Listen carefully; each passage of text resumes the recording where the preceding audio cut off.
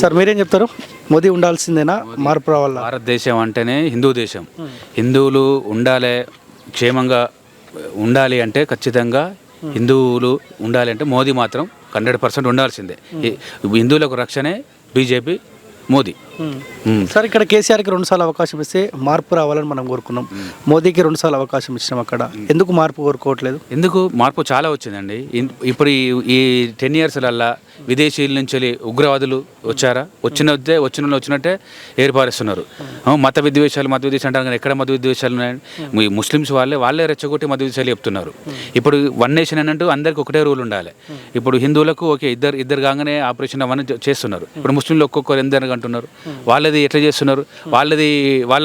వాళ్ళకి ఏ రూల్స్ పెట్టినా కూడా అందరూ సహకరిస్తారు. వాళ్ళు ఎంత మత విద్వేషాలు రెచ్చగొట్టినా కూడా ఏ పార్టీ కూడా ఉండదు. అదే మన హిందువులు చిన్నది ఏదన్నా ఇట్లా ముస్లిమ్స్ గురించి పడితే దాన్ని ప్రతి ఒక్క పార్టీ హైలైట్ చేసి హిందూయిజాన్ని నాశనం చేయాలని చూస్తున్నారు. కాబట్టి నేను ఒక హిందువుగా మాత్రం 100% నేను బీజేపీకి వేస్తాను. మోదీ 100% ఉండాల్సిందే. మోదీ తర్వాత నెక్స్ట్ మళ్ళీ యోగి రావాల్సిందే. అది నా కోరిక. కానీ ఆ అవకాశం కనిపిస్తా ఉందా సెంట్రల్లో? 100% 400 సీట్స్ ఖచ్చితంగా వస్తాయి. కానీ 400 సీట్స్ ఏమో వస్తే రాజ్యాంగాన్ని మార్చేస్తే ఇంకా ఇబ్బంది అవుతుందని చర్చ జరుగుతూ ఉంది. ఏం మాట్లాడండి. ఇప్పుడు ఎన్ని ఏళ్ళ కంచెలో ఉన్నాయి కదా.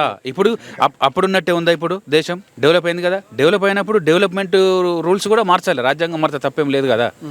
ఎప్పుడు పాత చింతకాయ పచ్చడిని ఇప్పుడు తింటామా? ఎప్పుడు పరిస్థితులను బట్టి జరిగిన మార్పును బట్టి రాజ్యాంగం మారుస్తూనే ఉండాలి. ఓకే. ఇప్పుడు ఈ వరంగల్ పార్లమెంట్ పరిధిలో బీజేపీకి అవకాశం ఉంటుందా? ఉంటుంది. ఎట్లా సాధ్యమైంది సార్? 7 మంది కాంగ్రెస్ పార్టీ ఎమ్మెల్యేలు ఉన్నారు. ఉండనియండి. ఇప్పుడు మార్పు, ఇప్పుడు కేసీఆర్కు పోయినసారి 2 సార్లు వచ్చిండ్రు. ఇప్పుడు ఈసారి వచ్చిండ్రా? ఇది కూడా అంతే. మార్పు, ప్రజల్లో మార్పు కోరుకుంటున్నారు. ప్రతి ఒక్క మందిలో ప్రతి ఒక్క మెంబర్కి మనసులో మోదీ మీద ఇంట్రెస్ట్ ఉంది. మోదీని గెలిపించుకోవాలని ప్రతి ఒక్క యువత, ప్రతి ఒక్క విద్యావంతుడు అలాగే కోరుకుంటున్నాడు. డిసైడ్ అయ్యారు.